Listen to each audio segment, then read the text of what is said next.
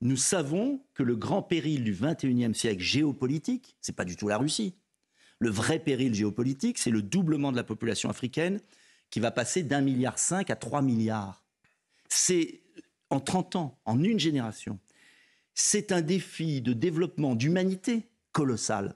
Et ce qui m'a toujours surpris, j'étais le seul en 2017 à la campagne présidentielle à avoir un chapitre sur le développement de l'Afrique. J'étais très ami avec François Guillaume, qui était le ministre de Jacques Chirac de l'agriculture, qui avait cette idée de l'OPEP des produits agricoles. L'aide ukrainienne pour rediriger... Il faut arrêter ce conflit en Ukraine, qui est une aberration. Il faut arrêter de verser de l'argent là-bas. Ah bon? Oui, il faut un plan de paix. Il faut arrêter de faire le jeu des États-Unis et de la Chine, qui sont en train de détruire l'Europe, en affaiblissant l'Europe.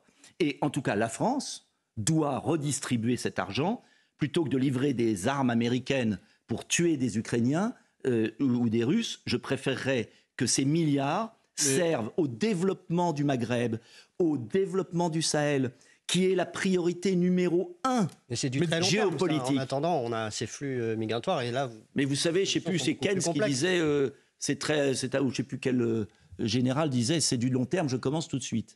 Mais diriez-vous la menace existentielle pour l'Europe vient du Sud davantage que de l'Est? Mais bien évidemment. Mais ce n'est même pas simplement une menace. Si vous regardez le monde, la Chine a réussi à irriguer l'Asie. L'Amérique du Nord et l'Amérique du Sud arrivent qu'à un cas à s'en sortir. Quel est le grand point faible du globe géopolitiquement?